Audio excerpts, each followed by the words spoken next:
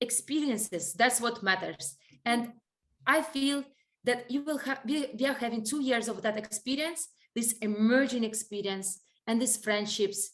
I feel this is exactly what brings me an added value every day. Welcome to Students Like Me. Students Like Me is a podcast by MBA student community at Imperial College Business School.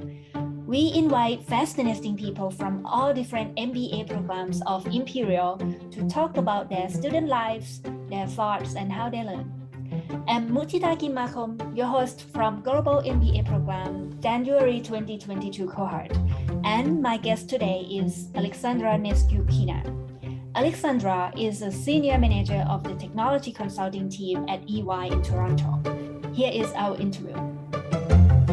Alexandra, thanks so much for joining me on Students Like Me. I'm excited to have you here. I'm more excited than you. Yeah, thank you. I want to mention for our listeners, Alexandra is one of the most productive people I know in our global MBA cohort. So I'm so excited to have her.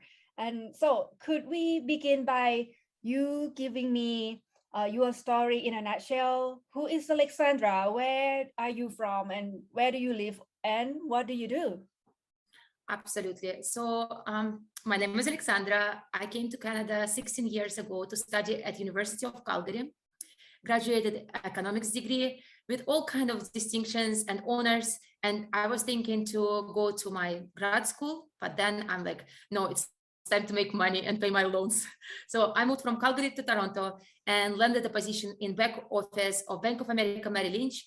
And through the last 12 years, I traveled across almost all banks within Canada. So I've been with CIBC, Scotiabank, BMO, and worked for HR company, which pays 1 out of 5 Canadians. And the final destination where I'm right now, it's EY. So I'm currently in tech department there. And so apart from that, on a personal note, I'm a mother of 3 young boys, all under 9 years old. You got all the distinction and honor. Oh my God. And a mother of 3 boys, you already got your life like you already live it to the fullest. All right. And can you tell us a little bit about your current projects, any work that you are doing right now? Absolutely. So I will start with the last project I did in the previous company and move to this one. So because that project which I'm going to talk about, I think it's super impactful.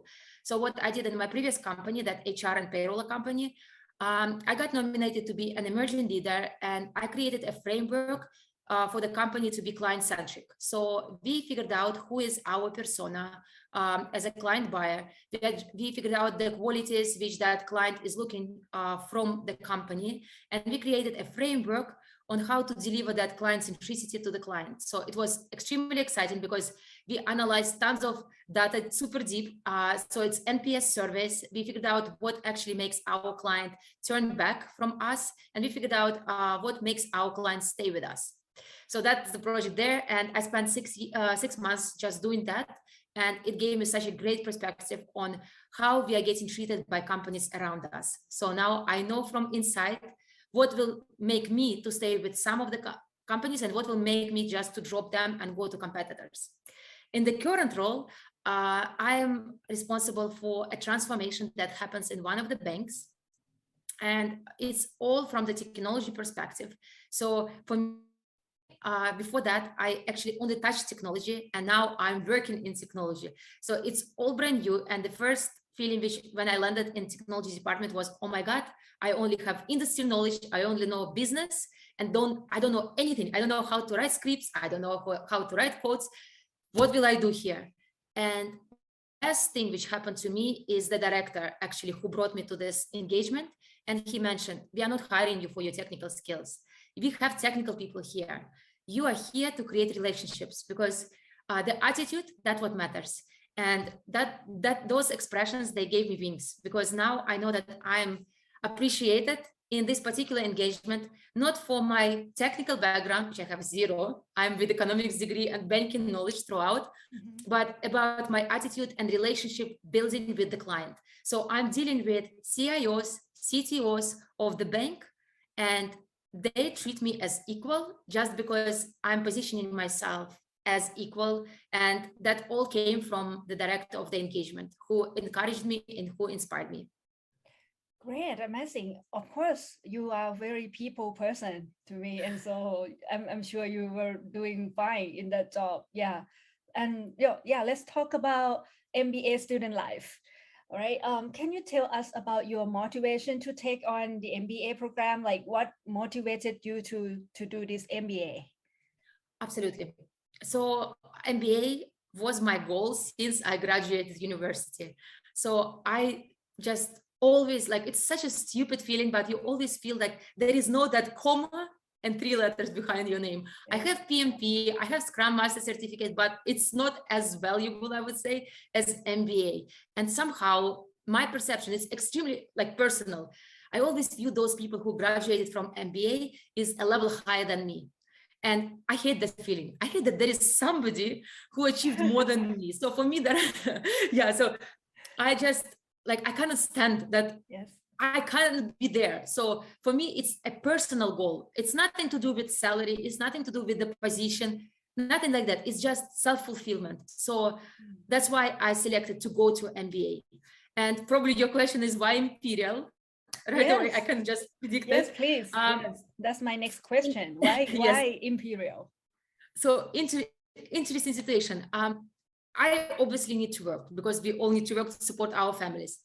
And the options were to go for MBA here somewhere in Canada, in Toronto, and North America is extremely pricey. Like we're talking about 150,000 for 2 years at University of Toronto, for example, the best one here.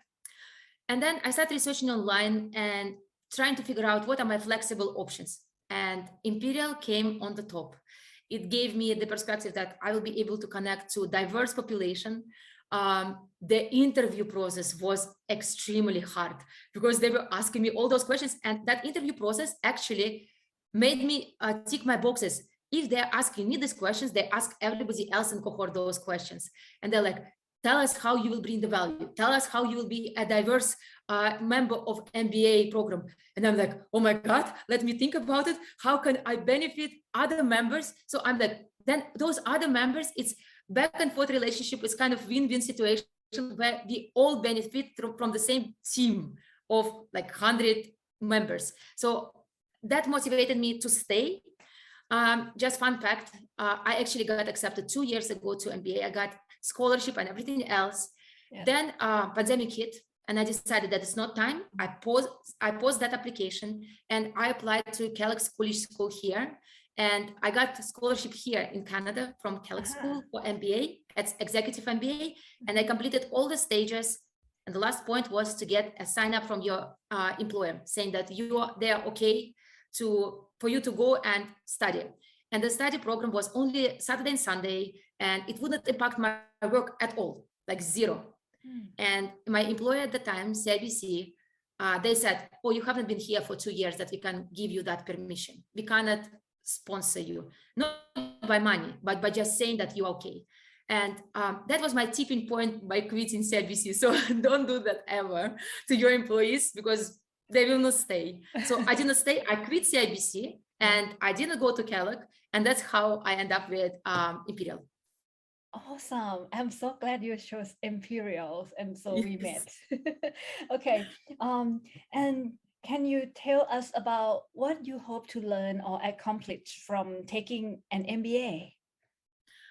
I guess I'm a great public speaker. I would say that it's one of my good qualities. I don't have any fear of the camera, of people. That's not the problem.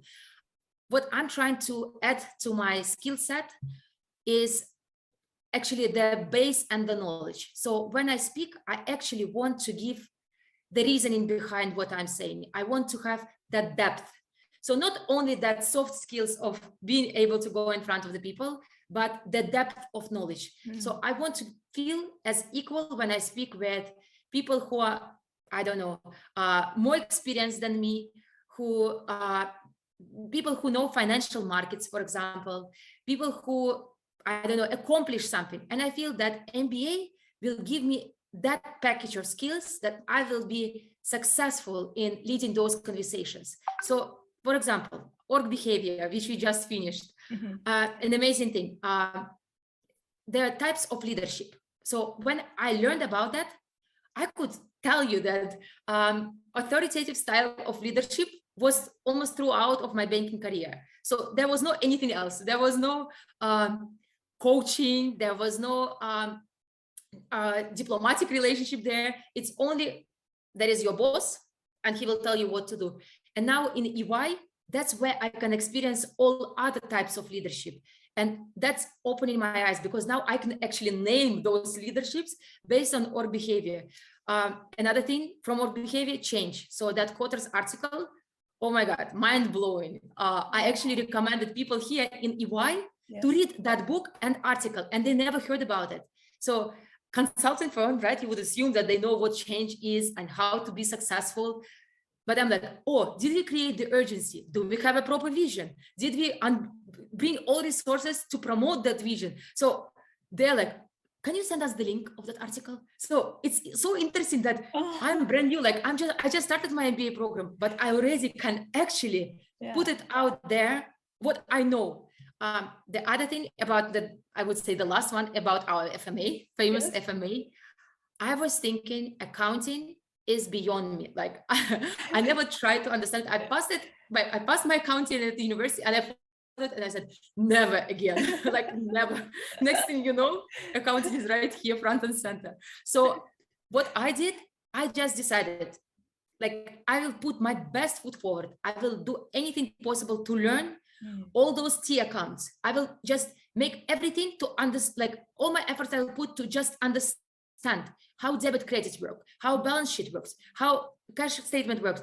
And for me, the amazing point was when in one of those tutorials, I asked Eva in cash management, like in cash table, cash flow table, is this thing correct? Because it doesn't seem correct to me. And I would never be able to do that before because I would never be sure that I'm saying the right thing. But here, I actually was sure that there is a mistake. And she's like, yeah, the number isn't correct. Let us check. And she checked and she changed it to the correct one. So for me, I know it's tiny, small accomplishment, it's nothing. But for me, it was like, I actually understood that I could figure out that there is a mistake. So yeah, it's personal accomplishments from MBA program. And hopefully it will be a professional accomplishments because it will give me weight in the organizations where I am right now. Because there is a saying in my language, people meet you by your clothes, but I would say in I would say consulting world, people meet by your credentials, what comes behind your name. So I hope that 3 letters, which will come, I hope after 2 years, will give me that first impression power, in addition to everything else I can bring to the table. You get benefits from MBA to your work and your life already. That's awesome. It's just the first semester we had. Let's talk about the MBA student life in a day. How do you spend your time and how do you manage your time and energy for your MBA program? For that, we have a lovely person, Mutita, in our group who already did it all for us in Notion. Okay, it's me. I want to hear about it. So let me just introduce you to Mutita. She is an SME in Notion, which is a tool which allows you to program everything what you need to do in your semester. So she did it for us. I have zero knowledge on Notion, and I'm very honest in it. And Mutita kept all our group, all like 6 of us, organized. Every week we would receive those notifications saying, this is your time to learn chapter this module, that module, and don't forget that there is this assignment which is coming on your way. So that helped me a lot because even if I tried to go sometimes ahead, because I had some free time, because I know I will not have it all the time, when I received those notifications from Notion or from Motita, who just said, okay, focus of this week is this, I could just go and cross-reference and say, tick mark, I did this. Oh, this one I forgot. Let me go back and redo it. So for me, I like to go ahead when I'm studying, because then when professor goes for the same material or there are tutorials, I actually can get second take on the same material I already read. So my first take is very fast absorbing of what are the concepts covered. So it's not about deep knowledge, not about remembering stuff, nothing like that. It's just to understand the length. What are we dealing here with? Like, do I need to focus somewhere more? And then when the professor goes on the same topics, or when a tutor is covering the same topics, that's where I actually put my all senses on alert. And I'm trying to figure out, do I actually really understand that?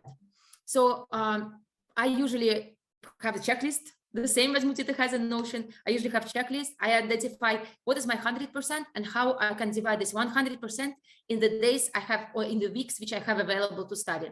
And I just put everything in the list. For me, I have list on the top of lists to do for the day. And then whatever I didn't accomplish goes to the next to do. So that's the only way I can be organized. Awesome. Alexandra, you are very organized person and I'm very honored to be in your team as well. I learned okay, back to you the same. Yeah. And you know, you also an honor student, you got distinctions. So have you ever struggled as a student during the MBA program, and how did you deal with it? Yes, the answer is yes, of course. So by taking it, like, for example, the recent example is FMA exam. I actually feel that I overdid reading because I got super stressed. I didn't know whether I will be able to cover the questions before even the exam started. So I already start panicking, and then the groups are exploding with the messages. Oh my God, there are so many things can happen. Then somebody is saying about the chapter 11, if you remember, with all those crazy questions which do not reflect the practice papers. And then I'm like, okay, like, and I start panicking for no reason. Obviously, this is unsuccess, right? Like, you don't need to panic.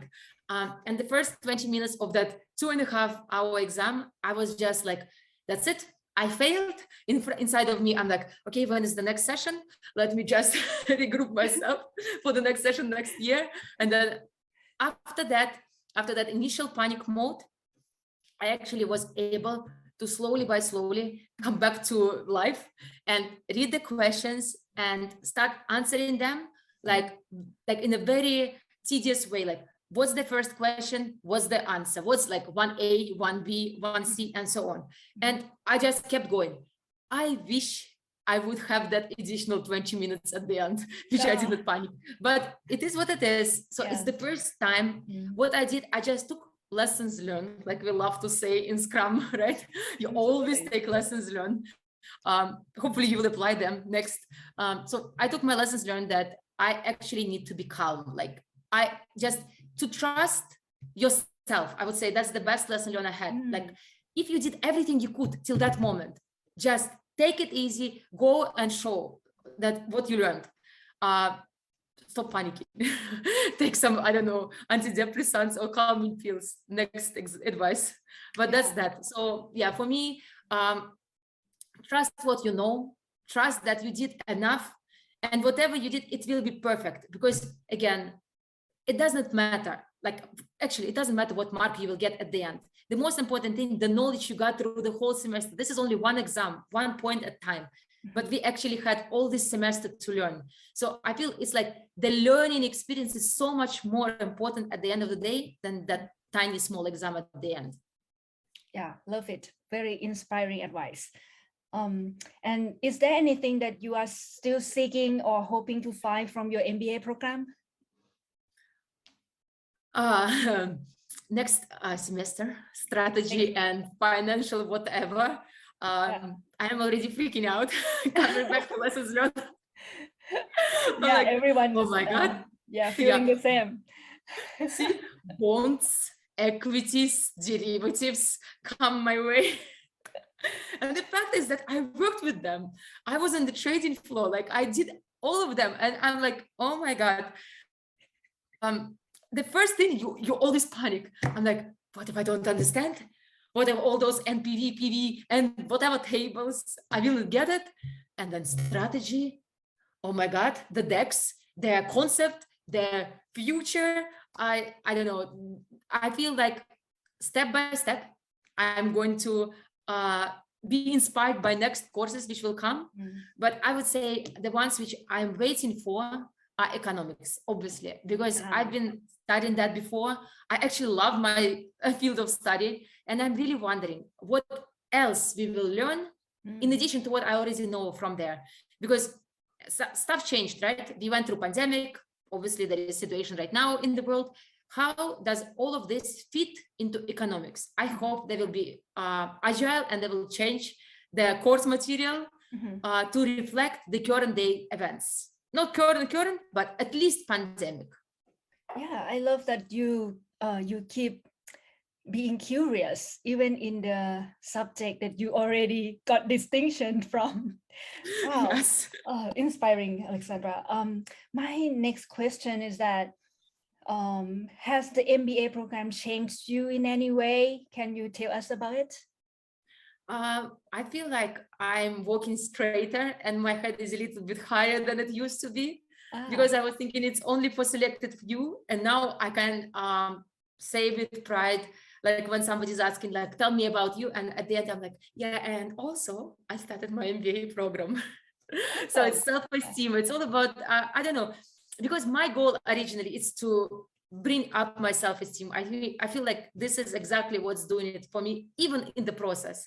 So you know how they're saying, you need to create memories. You need to create something which brings you happiness along the way. Material things do not count. Like material things, you just enjoyed your dress for a second and you're like, okay, what's next? Which store I will go next? Or the car which gets out of value the moment you drive. But experiences, that's what matters. And I feel that you will have, we are having 2 years of that experience, this emerging experience and these friendships. I feel this is exactly what brings me an added value every day. Like, I am so happy I'm part of the group of, I don't know, hundreds people in WhatsApp. Like sometimes I don't respond, sometimes I don't answer, but in the morning when you wake up and with your cup of coffee, instead of watching the news, which are like always the same, or doing something stupid, you actually are enjoying the conversations. Like somebody's participating in something in London. Okay, I'm not in London, but I still can be part of like just discussion. Oh, are you here? I'm there. Okay, here is the picture.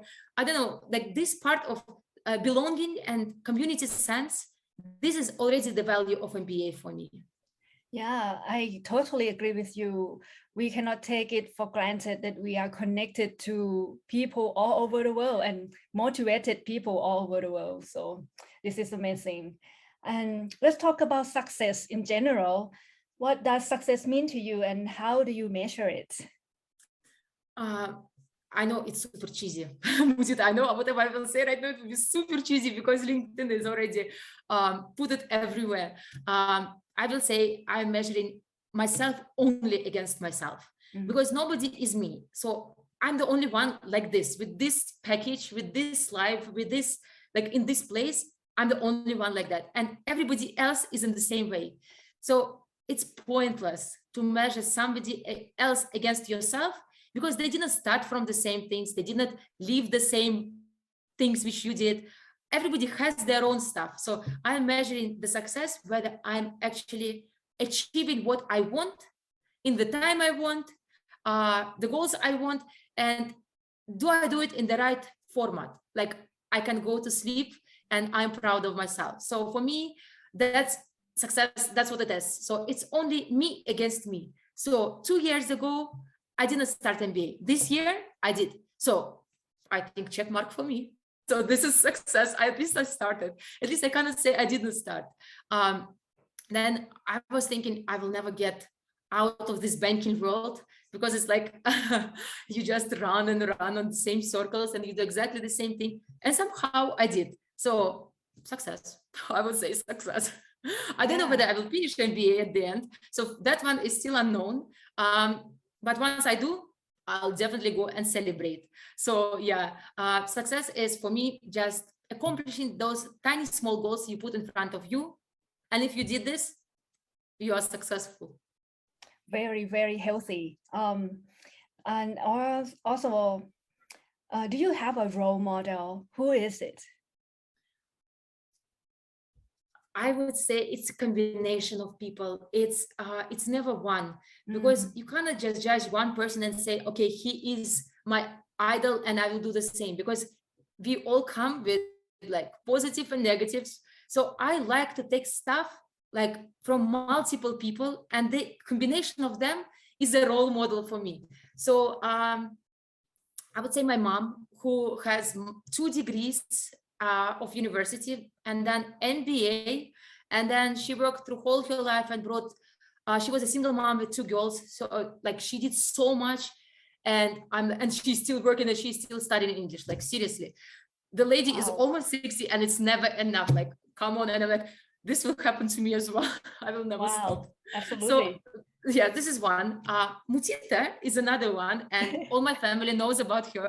I promise. Like my husband, my mom came from Russia, and we are discussing with my husband. We're like, Mutita, this, and my husband's like to my mom, Mom, do you know who Mutita is? My mom is like, who does not know Mutita? So she is one of the characters in all our discussions, because Mutita, like, you are inspiring and you are part of my role model. Like seriously, the person never stops, constantly encourages others to do something better.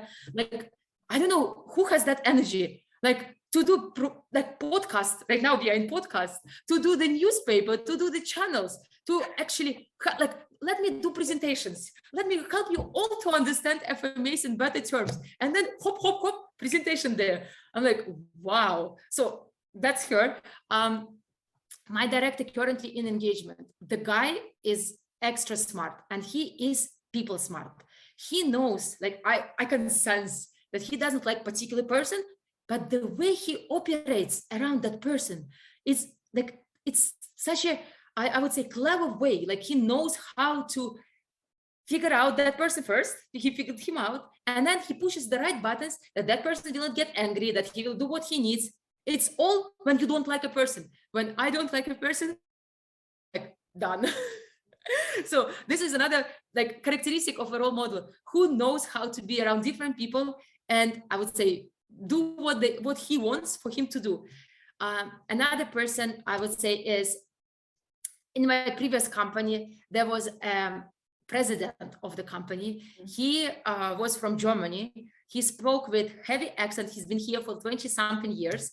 And obviously, as you can hear, not perfect English, but that person who is a president of a huge company in Canada, he is able to deliver the message. He is able to lead people behind him. So when I think about that person, I'm like, if he could do it, I can definitely do it. So before I was thinking language will be always an issue, because you can't get out of the accent, right? And you're living in an English speaking country. But actually, I checked him out and he's doing pretty great. So it means I can do the same. So yeah, so all those people and so much more, they're all part of that one role model for me. Oh my God, that's very inspiring, especially about the language. I can definitely relate to that. For second language learner like me and you, like, and a lot of us. So is there anything I didn't ask you and you would like to tell us?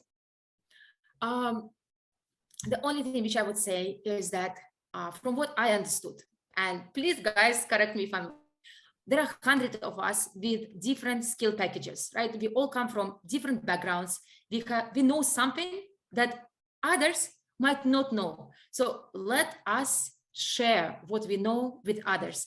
If for some reason, and this is what I saw in FMA group, and I really appreciate that, guys, you put together a group and you start those tutorials for people who didn't understand accounting, and anybody could dial in, anybody could listen to the recording. That's amazing, because like its peers came to help peers to be better. And I feel like throughout these 2 years, we will have something where we will not be good as somebody else. So let us all help each other to be successful, because it's not how we decide, how we learned at org behavior. It's not a limited pie. The pie is actually can be like infinity, because we can all win from this. So I just want to hopefully give the message that if you ever need anything from me, and if you feel that I understand something better than you do, my chat, my phone number is always open. So I will never, ever say no. So if I have notes, if I understood the concept better, please come to me and I will share everything I have. Because for me, like, I am all about transparency and helping others. So, and if you feel that you can help somebody near who is struggling, just do that. Because it will not take anything from you. You already got the concept. It won't be anything. But that other person might be struggling in quietness, and then you can help him to get out and be better. So yeah, that's my only thing which I would like to share. Oh my God, we're so lucky to have you in our cohort, Alexandra. Yeah. Yeah, and we really have very supportive cohort here. And yeah, I totally agree with you. And how our MBA peers can find you on the Slack group? What's your name in the WIMers Slack group? I think I'm the only one, Alexandra Nestyurkina, anytime, the same name everywhere, LinkedIn, Slack group, WhatsApp, everywhere the same. So please just add me and I'll be super happy to be your friend. All right. So, and is LinkedIn the best way to connect with you, or other channel? WhatsApp is perfect. Slack is perfect. LinkedIn is perfect. We are all super multi-social, I would say. You have all these medias. I even have in my iPhone the folder, social media. Yeah, yes, awesome. So you are on all the platforms, so everyone can contact Alexandra. All right. Yep. Well, Alexandra, thank you very much for your insights. We really appreciate you taking some time out of your busy schedule to talk with us, and wish you all the best for your success and your degree. Really looking forward to seeing your achievements. Thank you. Thank you. Thank you again to Alexandra for joining us, and more stories from Students Like Me coming in the next episode.